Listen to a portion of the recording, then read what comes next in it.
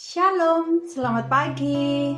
Yuk kita sama-sama menundukkan hati kita, menundukkan kepala kita, melipat tangan kita untuk memulai Bible Time hari ini. Tuhan Yesus, selamat pagi. Terima kasih buat hari ini. Engkau sungguh mengasihi kami sehingga kami boleh kembali bertemu untuk membaca firman-Mu dan mendengarkan firman-Mu. Dalam nama-Mu kami sudah berdoa dan mengucap syukur. Haleluya. Amin. Yuk kita buka Alkitabnya, Yeremia 17 ayat 7. Sekali lagi, Yeremia 17 ayat 7. Diberkatilah orang yang mengandalkan Tuhan, yang menaruh harapannya kepada Tuhan. Nah, anak-anak sudah membaca firman Tuhan, sudah membaca Alkitabnya. Sekarang dengarkan Miss Elsa bercerita tentang Tuhan menepati janjinya. Sahabat Kristus, keesokan harinya orang-orang itu mempersembahkan korban kepada Tuhan. Apa yang terjadi? Tiba-tiba datanglah air dari segala daerah di Edom dan memenuhi negeri itu dengan air. Wah, ternyata Tuhan benar-benar menepati janjinya seperti yang dikatakan oleh Nabi Elisa.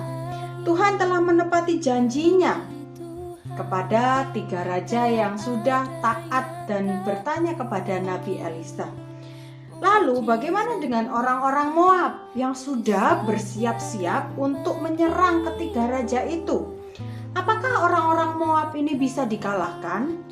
Seperti janjinya Tuhan itu, ternyata Tuhan punya cara untuk membantu 3 raja itu dalam berperang.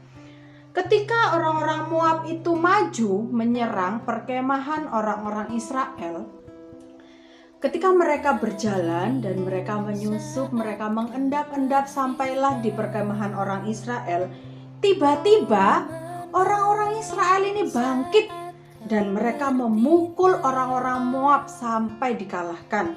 Orang-orang Moab pun melarikan diri dan orang-orang Israel dengan penuh keberanian dan penuh semangat mereka mengejar orang-orang Moab ini dan menghancurkan kota-kota mereka dengan segala yang ada di dalam kota, sehingga orang-orang Israel bisa membinasakan semua orang Moab yang ada di situ. Tuhan telah memberikan kemenangan kepada orang-orang Israel. Sahabat Kristus, Tuhan Allah kita adalah Tuhan Allah yang setia, yang menepati semua janjinya. Semua yang dikatakan Tuhan di dalam Alkitab itu benar dan Dia setia akan melakukan.